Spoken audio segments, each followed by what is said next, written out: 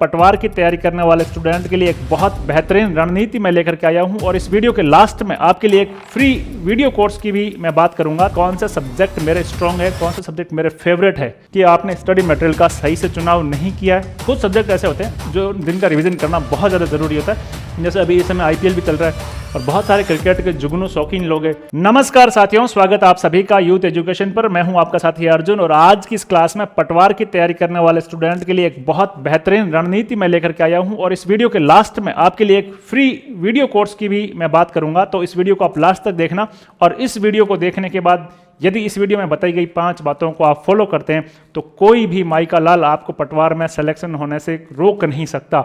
यानी कि इस बात की मैं आपको विश्वास दिलाता हूं कि इन 5 बातों को यदि आपने ईमानदारी पूर्वक अपने कर्तव्यों के प्रति सही दिशा में मेहनत करते हुए धारण कर लिया, इन 5 बातों की प्रैक्टिस की जो आज की इस वीडियो में मैं बताने वाला हूं आपको, तो आप सफलता के बहुत करीब होंगे विद्यार्थियों। तो आप सभी का एक बार फिर से आज की सेशन में स्वागत है। पटवार की तैयारी करने वाले सारे स्टूडेंट इस वीडियो को अधिकतम लोगों के साथ शेयर करें और इन बताई गई बातों को अपने साथ धारण करें।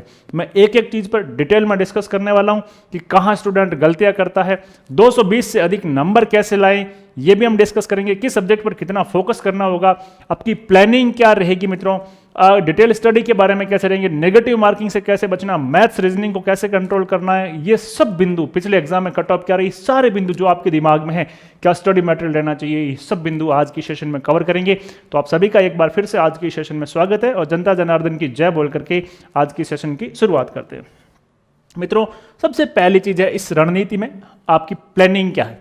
यदि आप बिना प्लानिंग के एग्जाम में जा रहे हैं तो आपका सिलेक्शन बहुत दूर है। प्लानिंग होनी चाहिए, प्लानिंग पर डे की प्लानिंग होनी चाहिए, पर डे की योजना आपके पास होनी चाहिए। अब इस एग्जाम की प्लानिंग क्या है, उसमें कुछ बिंदु आप ध्यान रखना कि प्लानिंग में किस सब्जेक्ट से कितने अंक लाने हैं, ये आपको पता होना चाहिए कि मैथ्स में मेरे कितने सही होने चाहिए, रीजनिंग में मेरे कितने सही होने चाहिए और सफलता पाने के लिए मैथ रीजनिंग में कितने सही होने चाहिए। ये बात आपके दिमाग में अभी से होगी। कोई भी चीज़ शॉर्टकट कुछ है ही नहीं मित्रों, डिटेल स्टडी करनी पड़ेगी आपको, वो हम आगे बात करेंगे अगले बिंदु में। लेकिन आपको पहले प्लानिंग करनी पड़ेगी। अभी भी बहुत लेट नहीं हुए, अभी भी एग्जाम आपका 10 और 11 मई को है। डिसाइड होगा कि कितने फॉर्म आते हैं, उसके बाद 2 दिन होगा या 1 दिन होगा। लेकिन फिलहाल आप ये मान के चलिए कि 2 दिन एग्जाम हो तो आपको नॉर्मलाइजेशंस का भी सामना करना पड़ेगा।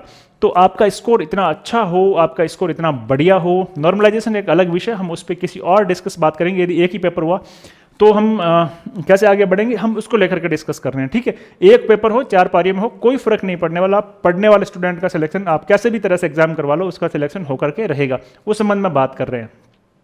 प्लानिंग में आपके पास ये प्लान होना चाहिए कि कौन सा सब्जेक्ट मेरे स्ट्रॉन्ग है, कौन सा सब्जेक्ट मेरे फेवरेट है और कौन सा सब्जेक्ट से मैं भागता हूं, जो मुझे अच्छे नहीं लगते हैं और मुझे क्या पढ़ना, क्या सब छोड़ना, ये सब बातें डिस्कस करते हैं। देखिए, किस सब्जेक्ट से कितने अंक लाने, ये आपको ध्यान में रखना कि कौन से सब्जेक्ट से कितने अंक लाने। हम आगे डिटेल में भी डिस्कस करेंगे कि किस सब्जेक्ट से कितने प्रश्न आपके सही होने चाहिए। मैं एक एक सब्जेक्ट पे आपसे बात करूंगा, ठीक है ना। तो ये आपके ऊपर डिपेंड है कि आपका कौन सा सब्जेक्ट फेवरेट है ना। आप किस सब्जेक्ट से कितना अधिक पढ़ते हैं। जैसे मान लीजिएगा आपने मैथ्स और रीजनिंग में, दूसरी बिंदु है औसत मेहनत से मैक्सिमम आउटपुट आपको कैसे निकालना। औसत मेहनत से, जैसे मान लीजिएगा इस बिंदु को यहाँ से समझते हैं, आपने 10 दिन हिस्ट्री पढ़ी और 10 दिन आपने मैथ्स पढ़ी, मैथ्स रीजनिंग पढ़ा। बताओ आपके किस में नंबर ज़्यादा आएंगे, मैथ्स रीजनिंग में ज़्यादा आएंगे। उतनी ही एफर्ट डाला जितना आपने हिस्ट्री में डाला, लेकिन हिस्ट्री का दायरा बहुत बड़ा है ना। इसलिए आपको स्ट्रेटजी अपनानी है कि ये अभी हम आगे डिटेल में डिस्कस करेंगे, आप निश्चिंत रहिए। इसमें एक एक बिंदु पर, एक एक सब्जेक्ट पर मैं डिस्कस करूंगा। तो आपके जो फेवरेट सब्जेक्ट है, अब आपके यहाँ से नोट करने वाली बात है, जो आपका फेवरेट सब्जेक्ट है उसको तो आपको बेस्ट करना ही करना है, उसको थोड़ा सा फर्स्ट में पढ़ना है क्योंकि वो आपका पहले पढ़ा हुआ है। और सबसे बड़ी बात है कि कोई भी सब्जेक्ट और कोई भी टॉपिक आपको छोड़ करके नहीं जाना है, चाहे वो आपका फेवरेट हो चाहे नहीं हो। यदि आपको मैथ्स नहीं आ रही है तो आप मैथ्स के करीब जाने का प्रयास करें। हार्ड लेवल के सवाल तक तो नहीं पहुंचे, कोई दिक्कत नहीं, लेकिन इजी लेवल और मॉडरेट लेवल के सवाल को आपको करना ही होगा। अगर आप सफलता चाहते हैं तो आपको ये चीज़ें करनी ही होगी। अगर आपको इंग्लिश नहीं आ रही है, जैसे आपको हिंदी इंग्लिश के 22 प्रश्न आएंगे तो 12 हिंदी के आएंगे, 10 इंग्लिश के आएंगे, आप ये मान के चलोगे कि भाई 10 प्रश्न इंग्लिश से क्या फर्क पड़ता है। यदि आप किसी एक सब्जेक्ट को या सब्जेक्ट के किसी एक पोर्शन को छोड़ देते हैं तो आपका कैनवास ऑलरेडी छोटा हो जाता है। जैसे मान लो हिंदी इंग्लिश में से आपने 10 प्रश्न इंग्लिश के छोड़ दिए, 10 प्रश्न यानी 20 नंबर, अब आपके 300 नंबर तो रहे ही नहीं, अब आपको 280 नंबर में से लाना, 20 नंबर आप ऑलरेडी पीछे रह गए। आपने मैथ रीजनिंग में से रीजनिंग छोड़ दिया, मैथ्स छोड़ दिया या करंट अफेयर छोड़ दिया, कोई भी टॉपिक जो आपको अच्छा लगे चाहे नहीं लगे, सिलेबस में है, सबको पढ़ करके जाना है। दूसरी बात, जिन सब्जेक्ट्स में मैक्सिमम मार्क्स आ सकते हैं, हम बात करेंगे कि किन किन सब्जेक्ट में मैक्सिमम मार्क्स आ सकते हैं और कितने सवाल आएंगे, उनमें से हमारे कितने सही होने चाहिए, ये भी हम बात करेंगे। जिन सब्जेक्ट में मैक्सिमम मार्क्स आ सकते हैं उनकी ज़बरदस्त प्रैक्टिस करनी है, ठीक है मित्रों। तो आपको कोई भी सब्जेक्ट छोड़ के नहीं जाना, प्लानिंग करनी है। और प्लानिंग में पहला बिंदु आपके प्लानिंग का है कि आप सिलेबस उठा के देखिए, सिलेबस उठा के देखिए। अभी हम इस पे भी आ रहे हैं, जल्दी ही आ रहे हैं, इसे अगले बिंदु में सिलेबस पे आ रहे हैं, एक डिटेल में जा रहे हैं। प्लानिंग आप अपने अकॉर्डिंग भी कर सकते हैं। हाँ, प्लानिंग आपकी रिटन होनी चाहिए, लिखित होनी चाहिए, मौखिक नहीं, लिखित जो है प्लानिंग आपकी होनी चाहिए, है ना। लिख लो, मैं कह रहा हूँ लिख लो, आप चाहे जैसा भी लिखो, गलत सही कुछ भी है, आप एक बार प्लानिंग अपनी लिख लो कि सर इतने। हाँ, पहली बार तो हंसी आएगी कि पहली बार प्लानिंग करने में सर मेरे 300 में से 250 नंबर आ रहे हैं। प्लानिंग करने में क्या कहते हैं, लाओ ना प्लानिंग में 250 नंबर, फिर उसको इंप्लीमेंट करते हैं। इंप्लीमेंट करने का पहला ही सीढ़ी, पहला ही स्टेप प्लानिंग है। तो आप योजना बनाइए कि 300 नंबर के पेपर में से मुझे कितने नंबर लाने हैं और वो कौन कौन से सब्जेक्ट में से आएंगे, उन सब्जेक्ट में से कौन कौन से आपको हार्ड लगते हैं, कौन कौन से ईजी लगते हैं। ये प्लानिंग पहले जरूरी है।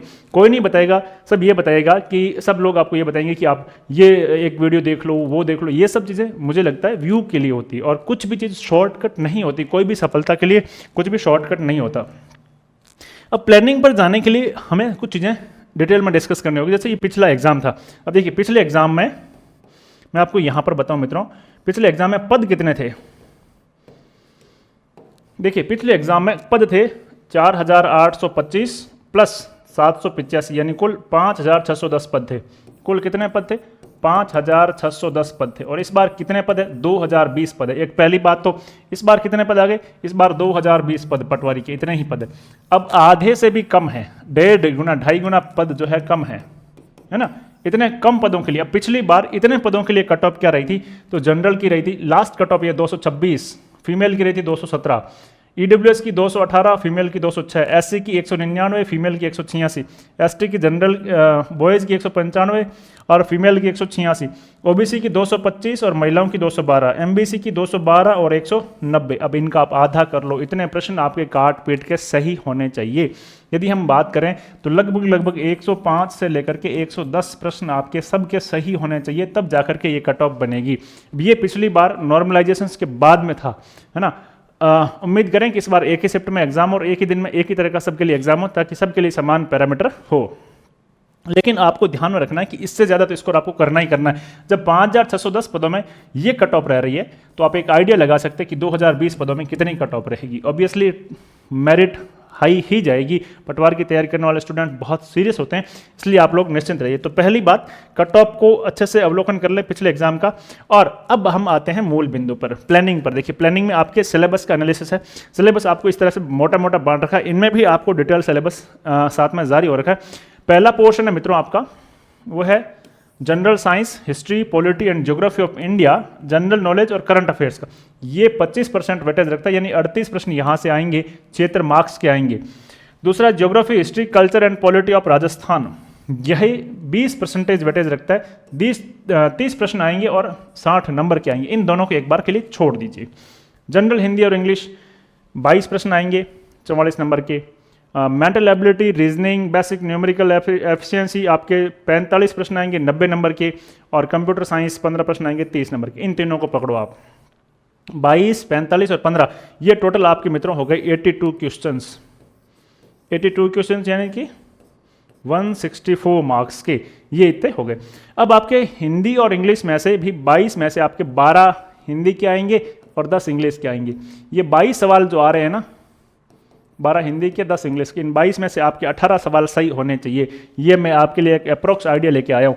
हिंदी इंग्लिश में 22 में से 18 सवाल, मैं तो 22 में से 20 की ओर जा रहा था, लेकिन इंग्लिश है तो कुछ बच्चों की इंग्लिश टफ, मतलब उनको टफ लगता है तो वो थोड़ा सा सही नहीं कर पाते। लेकिन 18 से कम स्कोर यदि हो रहा है तो आपका डामाडोल स्थिति है, क्योंकि 220 नंबर लाने के लिए, 220 से अधिक नंबर लाने के लिए इतने सवाल सही होने ही चाहिए। दूसरा, मैथ रीजनिंग में 45 में से 40 है और 40 से प्लस आपको करना ही करना। 40 तो मैं ये इसलिए कह रहा हूँ कि चाहे कैसी भी मैथ रीजनिंग आ जाए, अगर 40 भी नहीं हो रहे हैं, बहुत सारे बच्चों से नहीं हो रहे, तो कट ऑफ भी नीचे आएगी। लेकिन ऑन एन संतुलित पेपर में, एक बैलेंस पेपर में आपको 45 में से 40 सवाल सही करने ही करने होंगे। कंप्यूटर में 12 में से 15 सवाल आपको सही करने ही करने होंगे। ये कुल मिलाकर के कितने सवाल हो गए, ये आपके 18 और 12 30 और 40 70 सवाल हो गए। 140 नंबर का 164 में से 140 नंबर आपके यहाँ से आ रहे हैं और यहीं से ही आएंगे, इन तीनों से आएंगे। 30 10 40 और ये जो 55% का वेटेज है ना, यहाँ से आपको अपने कुल मार्क्स का 80% मार्क्स लाना होगा। क्यों? क्योंकि इनका दायरा बहुत छोटा है। अगर यदि इन दो सब्जेक्ट्स में उलझ जाओगे तो आप इनसे बाहर ही नहीं आ पाओगे। इसीलिए मैं पिछले बिंदु में मैंने बताया था, पिछले बिंदु की ओर वापस आते, अब आपको वहाँ से अच्छे से समझ में आएगा। औसत मेहनत से मैक्सिमम आउटपुट, यही औसत मेहनत। इन तीनों में आप यदि 50% समय भी दोगे ना तो भी आपका, क्योंकि इनका वेटेज भी तो 55% है, यदि आप इनको 55% भी समय दोगे तो आपका स्कोर का 80% यहीं से गेन होने वाला है। Hindi, English, maths, mental ability और कंप्यूटर, ये आपके बहुत बेहतरीन होने चाहिए। अब दूसरा, किस सब्जेक्ट से कितने अंक लाने, वो मैंने यहाँ पर बता दिए कि देखिए, हिंदी में आपको कम से कम 44 में से आपके 36 मार्क्स आने चाहिए, मैथ्स में 90 में से 80 मार्क्स आने चाहिए, कंप्यूटर साइंस में 23 में से 24 से 25 से कम नंबर नहीं आने चाहिए। अब रही दोनों सब्जेक्ट्स की बात, इनको अपन 50% पे छोड़ देते हैं। चूंकि इस वाले पोर्शन में करंट अफेयर्स ज़्यादा है तो करंट अफेयर के सवाल अच्छे से हो सकते हैं, इसलिए मैंने 38 में से 19 के बजाय 22 यानी कि 44 नंबर आप यहाँ से ला सकते हैं। और ये जो राजस्थान वाला पोर्शन है, यहाँ तो मैं 30 में से सिर्फ 18 ही ले रहा हूँ, आधे से थोड़ा सा ज़्यादा ले रहा हूँ, आप 36 नंबर ये ला सकते हैं। ये कुल 110 प्रश्न हुए और आपके 220 नंबर हो गए। हाँ, अब इसमें इधर उधर हो सकते हैं, ये कोई एग्जैक्ट फिगर नहीं है कि मैथ्स है इस तरह से हो जाएगा। मैथ्स में 40 बता रहा हूँ, 38 हो सकता है। हिंदी इंग्लिश में आपको मैंने 18 बताया, वहाँ 20 हो सकता है। यहाँ मैंने आपको 38 में से 22 बताए, 25 हो सकते हैं, है ना। तो ऊपर नीचे हो सकता है, लेकिन एक आइडिया के तहत आपको ये नंबर इसी सब्जेक्ट में आने चाहिए। दोबारा से देख लो, जनरल हिंदी इंग्लिश में 22 में से 18 प्रश्न सही होने चाहिए, मैथ्स रीजनिंग में 45 में से 40 प्रश्न सही होने चाहिए, कंप्यूटर में 15 में से 12 प्रश्न सही होने चाहिए। मैं तो उम्मीद करूंगा कि आप पूरे में से पूरे भी मैथ्स रीजनिंग में सही कर सकते हो, है ना। हिंदी इंग्लिश में भी सही कर सकते हो, इतने टफ नहीं आ रही। अगर एक अच्छी प्रैक्टिस के बाद भी इतने नंबर नहीं आ रहे हैं तो समझ लो कि पेपर का लेवल भी बहुत हार्ड आएगा। तो ये आपको पहला बिंदु अच्छे से समझ में आ गया होगा कि प्लानिंग इस तरह से करनी। अब ये प्लानिंग करने के बाद आपको करना है क्या? Detail study. डिटेल स्टडी मतलब चीज़ों को गहनता से पढ़ना। पिछले 2 एग्जाम देख लो आप, आरपीसी का, ईओआरओ का एग्जाम और आरएसपी का एग्जाम। हालांकि ये एग्जाम आपका पटवार का बोर्ड करवा रहा है और बोर्ड का ट्रेंड तो आरपीसी से भी एक कदम आगे है, तो आपको कोई शॉर्टकट नहीं है। यूट्यूब पे लास्ट टाइम यदि मैं खुद महीने भर आपके लिए लगातार वीडियो लेके आता हूँ तो आपकी हेल्प हो सकती, आपकी नैया पार नहीं हो सकती, है ना। नैया पार तो आपके खुद के डिटेल स्टडी से ही होंगी, और ये डिटेल स्टडी आपको करनी किससे है? बुक से। मैं फिर से कह रहा हूँ, बुक्स से ही करनी है। आप बुक्स का चुनाव अपने स्टडी मटेरियल का जो चुनाव है वो अपने सिलेबस के अकॉर्डिंग करें। पढ़ते किस लिए हैं हम? कई बार हमें पढ़ लेते हैं कि ज्ञानी बनने के लिए, बहुत सारी चीज़ें हमने पढ़ ली लेकिन उसका उतना इंपॉर्टेंस है नहीं, तो इस हिसाब से मत पढ़ो। कई बार आपने बच्चों को देखा होगा ना आरएस में कि वो महीने भर पढ़ता है और उसका प्रीलिम्स एग्जाम हो जाता है। कई बच्चे 6-6 महीने से पढ़ते हैं, उनका प्रीलिम्स नहीं होता। कारण यही है कि आपने स्टडी मटेरियल का सही से चुनाव नहीं किया है। यदि आप पटवार में भी अपने स्टडी मटेरियल का चुनाव अपने सिलेबस के अकॉर्डिंग नहीं करते हो तो आपकी सफलता भी बहुत दूर रहेगी। पहली बात है बुक्स पर जाना है। बुक से आपको समझने के बाद आपको किसी वीडियो कोर्स पर जाना है, ठीक है। आप जा सकते हैं, मैं नहीं कहता हूं कि जाइए नहीं जाइए, ये आपका फैसला है। हम कोई वीडियो कोर्स लेकर के नहीं आए हैं एप्लीकेशन पे, हमारा कोई वीडियो कोर्स पटवार का एप्लीकेशन पर नहीं है। हाँ, हम जब भी लाएंगे बहुत बेहतरीन लाएंगे, लेकिन हमारा नहीं है। आप बुक्स से प्रेफर करने के बाद आप किसी भी वीडियो कोर्स पे जा सकते हैं। अब देखिए, कोई शॉर्टकट नहीं है, आपको डिटेल पढ़ना पड़ेगा। सिलेबस का एक एक पॉइंट बुक में से पढ़ना पड़ेगा। चाहो तो एक टॉपिक को 2 या 3 बुक से पढ़ सकते हो। जैसे आप हिस्ट्री है तो हिस्ट्री 2 या 3 बुक से अलग अलग से पढ़ सकते हो, लेकिन आपका ये भी ज़रूरी है कि टाइम मैनेजमेंट आपका होना चाहिए। इसके लिए आपको कम से कम 10 घंटे, 8 से 10 घंटे डेली पढ़ना होगा। 8 से 10 घंटे डेली पढ़ना होगा। देखिए, ये सप्ताह के 7 दिन है, ये 7 दिन है। अगर मान लो मैं पहले दिन मैं इस सीढ़ी से चढ़ा, इसके ऊपर चढ़ा, फिर दूसरे दिन इसके ऊपर चढ़ा, तीसरे दिन इसके ऊपर चढ़ा, चौथे दिन, 5वें दिन और मैं 6ठे दिन यहाँ रहा।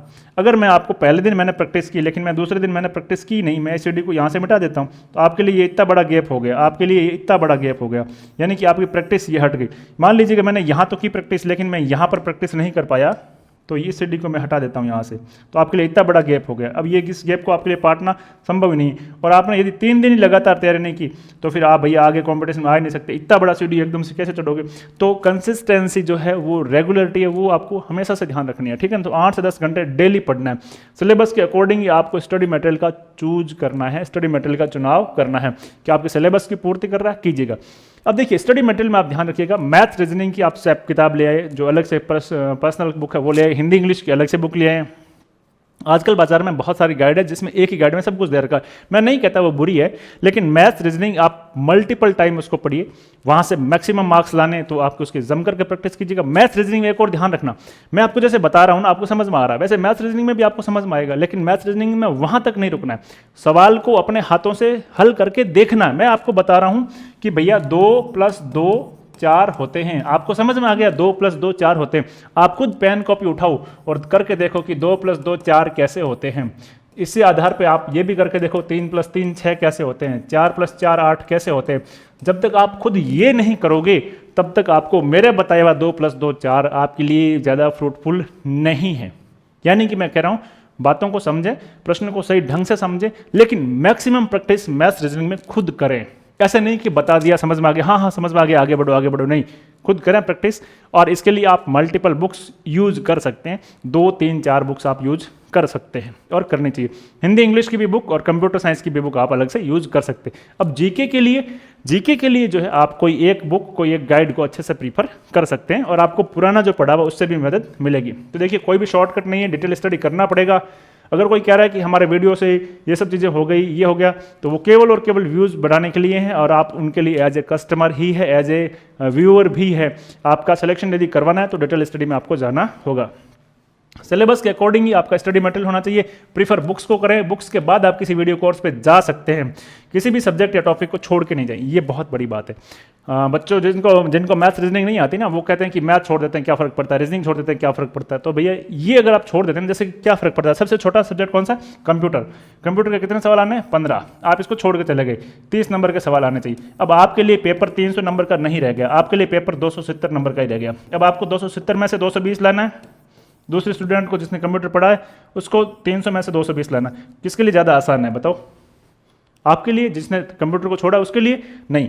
इसका कैनवास ऑलरेडी छोटा हो गया ना, है ना। तो आपको ना हिंदी छोड़नी है, ना इंग्लिश छोड़नी है, ना कंप्यूटर छोड़ना है, कुछ भी नहीं छोड़ना, ना ही कोई भी टॉपिक छोड़ के जाना है।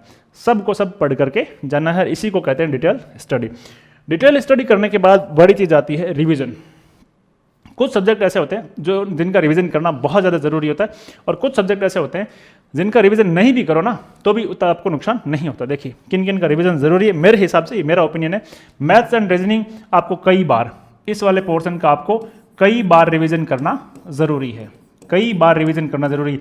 ऐसा नहीं कि 1 महीने पहले मैथ्स पढ़ी हुई आपके सारे टाइप के सवाल आप कर लोगे, नहीं हो सकता। फिर से रिवीजन कीजिएगा, भले ही आपको आ रहे लेकिन आप उसका बार बार रिवीजन कीजिएगा। हिंदी के 12 प्रश्न आएंगे, बार बार रिवीजन कीजिएगा, टॉपिक वार रिवीजन कीजिएगा बार बार। इंग्लिश आपको वैसे भी मुश्किल लग रही है, इसका भी बार बार रिवीजन कीजिएगा। 10 प्रश्न आएंगे, इसका भी बार बार रिवीजन कीजिएगा। कंप्यूटर बहुत ईजी आता है और इसके भी आपके 15 प्रश्न आएंगे, और ये छोटे छोटे सब्जेक्ट आपको बार बार रिवीजन करना है, बार बार रिवीजन करना है। ये सब्जेक्ट छोटे भले ही दिख रहे हो लेकिन ये आपको कभी बोर नहीं करेंगे। इन सब्जेक्ट की एक और खासियत है, ये सब्जेक्ट कभी आपको बोर नहीं होने देंगे। आप इसके बजाय हिस्ट्री पढ़ लोगे, ज्योग्राफी पढ़ लोगे, पॉलिटी पढ़ लोगे तो ये आपको बोर भी कर सकते हैं। अब इनकी ज़रूरत इसलिए नहीं है, करंट अफेयर एक ऐसा सब्जेक्ट है जो आप यदि एक बार भी पढ़ लो ना तो आप एग्जाम हॉल में उत्तर हल करके आ सकते हो। हालांकि अगर ये करने के बाद टाइम मिले तो आप इनका भी रिवीजन कर सकते हो, क्योंकि अभी 40 दिन के आसपास एग्जाम में बचे हैं, तो आप इनका रिवीजन नहीं भी करो। मैं रिवीजन की बात कर रहा हूँ, पढ़ने की नहीं कर रहा हूँ। पढ़ना तो सब कुछ है, छोड़ के तो कुछ भी नहीं जाना है। जब डिटेल स्टडी करना है तो सब कुछ पढ़ना है, लेकिन आप यदि करंट अफेयर का रिवीजन नहीं करोगे तो भी चलेगा। क्यों? क्योंकि करंट अफेयर एक ऐसा सब्जेक्ट है जो एक बार पढ़ने के बाद भी आपको अच्छे से याद हो जाता है। हिस्ट्री, पॉलिटी, ज्योग्राफी, इकोनॉमिक्स, इनका भी आप यदि रिवीजन नहीं करोगे तो चलेगा, क्योंकि ये आपके पहले मल्टीपल टाइम से पढ़े हुए हैं और इनको रिवीजन करने में उतना ज़्यादा फ्रूटफुल भी नहीं है। हाँ, आप चाहो तो कोई छोटा छोटा पोर्शन रिवीजन कर सकते हो, जैसे पॉलिटी में राजस्थान की पॉलिटी का रिवीजन कर लिया, है ना। हिस्ट्री में राजस्थान की हिस्ट्री, आर्ट एंड कल्चर का रिवाइज कर लिया, ये आपके लिए फायदेमंद है। लेकिन इन सब्जेक्ट को आप 100% मल्टीपल टाइम रिवीजन करके जाओगे देखिए, पहली बात हुई प्लानिंग, प्लानिंग के बाद हमने देखा डिटेल स्टडी, डिटेल स्टडी के बाद आता है रिवीजन, रिवीजन इंपॉर्टेंट है, और रिवीजन के बाद आपका नंबर आता है टेस्ट का। जब आपका रिवीजन हो जाए तब आपको टेस्ट लगाने हैं, और सबसे इंपॉर्टेंट पॉइंट है आपकी तैयारी का टेस्ट सीरीज। अब आजकल एग्जाम का पैटर्न बदल गया है।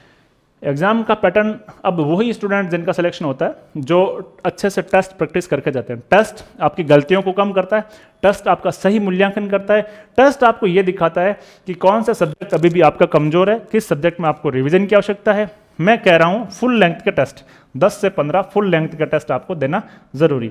आप चाहें तो किसी प्रैक्टिस बुक सेट से ला करके ऑफलाइन भी दे सकते हैं, या कोई इंस्टीट्यूट ऑफलाइन करवा रहा तो भी आप उसको जा करके दे सकते हैं, देना चाहिए। अदरवाइज आप किसी एप्लीकेशन पे भी जा करके ऑनलाइन भी दे सकते हैं। और इस मामले में मित्रों, हमारे एप्लीकेशन पर भी मात्र एक नॉमिनल से फीस पर आपको एक टेस्ट सीरीज अवेलेबल करवाई गई है, जिसमें कुल 20 टेस्ट है, 10 शेड्यूल वाइज हमने रखे हैं और 10 फुल लेंथ का टेस्ट रखे हैं। एप्लीकेशन हमारा प्ले स्टोर पर अवेलेबल है, आप जाकर के उसको डाउनलोड कर सकते हैं, और यहाँ जो नंबर दिए गए हैं आप इस पर भी जाकर के व्हाट्सएप या कॉल कर सकते हैं, ताकि आपको वहाँ से एप्लीकेशन डाउनलोड करवा देंगे। अब देखिए, टेस्ट की वापस बात करते हैं। टेस्ट आपको कम से कम 10 से 15 फुल लेंथ के टेस्ट देने। आप चाहें तो किसी ऑफलाइन किसी बुक से टेस्ट दे सकते हैं, किसी जो टेस्ट प्रैक्टिस सेट आता है ना, जिसे मैं बुक कह सकता हूँ, उससे दे सकते हैं, या कोई ऑनलाइन एप्लीकेशन से भी आप टेस्ट दे सकते हैं। लेकिन टेस्ट जरूर देवें, डेफिनेटली देवें, और इसके प्रति सीरियस रहें। सबसे इंपॉर्टेंट बात टेस्ट की, उन प्रश्नों का रिव्यू भी करें, उनकी व्याख्या भी देखें, कौन कौन से प्रश्न आपके गलत हुए। अब होता क्या है, आप यदि किसी टेस्ट में किसी भी प्रश्न को गलत करके आते हो, तो अगर उसकी व्याख्या या सही उत्तर उसका नहीं देखा आपने, तो यदि वो सवाल एग्जाम में आ गया तो आप फिर से गलत ही करके आओगे। क्यों? क्योंकि आपको लगेगा कि उस सवाल को मैंने तो सही किया है। इसलिए किसी टेस्ट का रिव्यू और उसकी व्याख्या, ये सबसे इंपॉर्टेंट बात है, ये आपको डेफिनेटली देखना है। और हमारे टेस्ट सीरीज पटवार के ओरिएंटेड बहुत बेहतरीन टेस्ट सीरीज है, आप जाकर के इसको ज्वाइन कर सकते हैं, आपकी तैयारी को ये बहुत बेहतरीन करेगा। और कुछ 5वें बात में कुछ और बातें हैं जो आपको ध्यान में रखनी है, वो भी मैं बता रहा हूँ। देखिए, अपनी कैपेसिटी बढ़ाएं। आप यदि उतनी ही तैयारी करें ना कि हर बार कट ऑफ से 5 नंबर 10 नंबर पीछे रह रहे हैं, तो आप अपनी क्षमता नहीं बढ़ा रहे हैं, आप अपनी कैपेसिटी नहीं बढ़ा रहे हैं। यदि आपको मैं किसी और कड़े शब्द में कहूँ तो कि आप अपनी हैसियत नहीं बढ़ा रहे हैं। आपको अपनी हैसियत बढ़ानी, अपनी कैपेसिटी बढ़ानी, क्षमता के पार जाकर के, बियॉन्ड द लिमिट्स जाकर के, अपने कंफर्ट जोन को छोड़ करके आगे जाकर के आपको तैयारी करनी। तब जाकर के आप सफलता प्राप्त करेंगे, तब जाकर के आप और लोगों को पछाड़ सकेंगे, है ना। आप तभी पछाड़ सकेंगे जब आप अपनी कैपेसिटी को, अपनी क्षमता को और आगे लेकर के जाएंगे। दूसरा, फालतू कार्यों में अब आप समय खराब नहीं करें ना, अपने कार्यों की प्राथमिकता देखें। जैसे अभी इस समय आईपीएल भी चल रहा है, और बहुत सारे क्रिकेट के जुगनू शौकीन लोग हैं, तो वो आईपीएल भी देखते हैं शाम के 3 घंटे। लेकिन भैया, कब 3 घंटे 4 घंटे आपके वेस्ट हो जाते हैं, बजाय इसको कि एडजस्ट करो कि उसको हाईलाइट देख लो ना। मैच खत्म होने के बाद 14-15 मिनट में उसका हाईलाइट चला जाता है, तो आप उसके हाईलाइट को देख लीजिएगा, मैच का आपको पता चल जाएगा। मैच देखना मैं मना नहीं कर रहा, लेकिन मना इसलिए भी मना कर रहा हूँ कि आपके लिए 3-4 घंटे वो एक तरह से फ्रूटफुल नहीं है। हालांकि शौक एक अलग चीज़ होती है, लेकिन अभी आपके 11 मई तक एग्जाम है, तो आप तब तक के लिए इसको हाईलाइट से काम चलाइए, या फिर आप इसका स्कोर देख लो 20 मिनट 25 मिनट। अभी जैसे मान लो आपका होता है कि आईपीएल में कितने रन मारे, पावर प्ले में कितने रन मारे, कौन कौन आउट हो गया, क्या हालत हो गई, ये चीज़ें बार बार मन में आती रहती है ना, तो फिर आपका टाइम जो है खराब होता है। तो इससे बाहर आए, हाईलाइट देख लीजिएगा। हाईलाइट में भी वही चीज़ है, आपके देखते रहने से कोई मैच बदलने वाला नहीं है। जिनको जो खेलना वो खेलेंगे, जो चीज़ आपको पता करनी है ना, बात क्या, बात आपके जानने की है, तो आप तो बाद में भी जान सकते हैं। आपके लिए इंपॉर्टेंट क्या, आईपीएल या आपका पटवार का एग्जाम? तो इस बात पर स्ट्रिक्ट रहें, हाईलाइट देख ले, बस बहुत है। 14 मिनट में काम हो गया। किसी सब्जेक्ट से पढ़ते पढ़ते आप उब गए, थक गए, जाकर के हाईलाइट देख लिया, रिफ्रेश हो गए, फिर से सब्जेक्ट पढ़ने लग गए। मैक्सिमम प्रयास ये करें कि अपना जो ग्रुप है वो सेम एग्जाम की तैयारी करने वाले बच्चों के साथ रखें, चाहे लड़का हो चाहे लड़की हो। पटवार एग्जाम की तैयारी कर रहे हैं उन बच्चों के संगत में रहें, न कि आप किसी और एग्जाम की तैयारी करने वाले बच्चों के साथ फिर रहे हैं। तैयारी तो पटवार की कर रहा है, घूम रहा आरएस मेंस जो लिख रहे हैं उनके साथ, भैया उनसे आपका क्या ताल्लुकात, उनसे आपका कोई मतलब नहीं। न उनके साथ रहने से आपको कोई ज़्यादा फायदा होने वाला। आप तो अपनी कैटेगरी के बच्चे देखिए जो आपके कॉम्पिटिशन में हैं, उनके साथ रहिए, उनकी संगत में रहिए, ताकि आपको आपके लेवल का पता भी चल सकेगा, और वो लोग कौन से स्टडी मटेरियल यूज़ कर रहे हैं ये भी आपको पता चल सकेगा। तो इस क्लास में हम एक बार सारे पॉइंट्स को रिवीजन कर लेते हैं कि हमने क्या क्या देखा। सबसे पहले तो आपको प्लानिंग करनी है कि मेरे लिए कौन सा सब्जेक्ट अच्छा है, कौन सा मेरे लिए अभी भी तैयार नहीं है, उसके अकॉर्डिंग मुझे कौन से सब्जेक्ट में कितने नंबर लाने, और इसका लिखित रूप में आपके टेबल पर होना चाहिए। फिर पिछले एग्जाम की मैंने बताई आपको, ये मैंने आपको डिटेल से बताया कि मैथ रीजनिंग में 45 में से 40 सवाल सही होने चाहिए, हिंदी इंग्लिश में 22 में से 18 सवाल, कंप्यूटर में 15 में से 12, ये दोनों मिलाकर के आपके 68 में से मैं आपके 40 सवाल ही मान रहा हूँ, बस इतने ही सही होने चाहिए। तो ये आपके 110 सवाल हो गए। उसके बाद आपको डिटेल स्टडी करना, कोई भी शॉर्टकट है ही नहीं एग्जाम के लिए, कोई भी शॉर्टकट है ही नहीं। आपको डिटेल स्टडी करना है, स्टडी मटेरियल का अच्छे से चुनाव करना है, किसी भी टॉपिक को आपको छोड़ के नहीं जाना, डेली प्रैक्टिस करनी है, ये हमने बात की थी। फिर रिवीजन, ये सबसे इंपॉर्टेंट है। इन सब्जेक्ट का आपको मस्ट रिवीजन करना, maths, Hindi, English, reasoning, computer का तो करना ही करना है। यदि आप कर पाओ तो इनका भी कर लो, अदरवाइज इनका नहीं करोगे तो भी चलेगा, लेकिन इनका रिवीजन कई बार करना है ताकि यहाँ से आपका स्कोर अच्छा होगा। जब आप इनका रिवीजन बहुत अच्छे से करोगे ना, तभी जाकर के आप ये वाला पोर्शन है ना, ये क्रैक कर पाओगे। ये स्थिति कब आएगी? जब आपका ये बेटर होगा, तभी वो स्थिति आएगी। टेस्ट आपको लगाने हैं, 100% टेस्ट देने, ऑफलाइन ऑनलाइन आप जैसा कंफर्ट समझते हैं वैसा टेस्ट देना है। हमारे टेस्ट सीरीज भी आप ज्वाइन कर सकते हैं, एप्लीकेशन पर है, कोई दबाव नहीं है। आपकी इच्छा हो तो टेस्ट सीरीज ज्वाइन कीजिएगा, लेकिन आपने जहां से भी कहीं और टेस्ट सीरीज ज्वाइन कर रखी है तो आप उसका भी पूरी तरह से सदुपयोग कीजिएगा। लेकिन आप हमारी करते हैं तो हम आपको कभी निराश नहीं होने देंगे। पटवार की तैयारी करने वाले स्टूडेंट के साथ रहें, उनके संगत में रहें, फालतू समय में खराब, विशेषकर आईपीएल को लेकर के अपना समय खराब नहीं करें, अपनी कैपेसिटी, अपनी क्षमताओं को बढ़ाएं, स्वस्थ रहें, मस्त रहें, इन सब बातों को आपको ध्यान में रखना है मित्रों। और अब खुशखबरी ये है कि मैंने आपको वीडियो के पहले में बताया था ना कि मैं आपको एक खुशखबरी दूंगा। अब खुशखबरी ये है कि आपके करंट अफेयर की एक पूरी की पूरी सीरीज, एक पूरा वीडियो कोर्स फ्री लेकर के आया हूं हमारे एप्लीकेशन पर। कहां पर? हमारे एप्लीकेशन पर, यूथ एजुकेशन के ऐप पर मैं फ्री लेकर के आया हूं। अब इस वीडियो कोर्स की पहले विशेषता सुन लीजिएगा।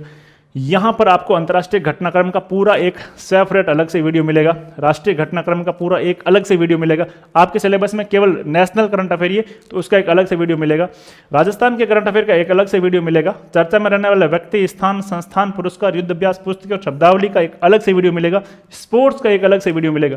और ये सब फ्री है और ये सब महीनेवार है।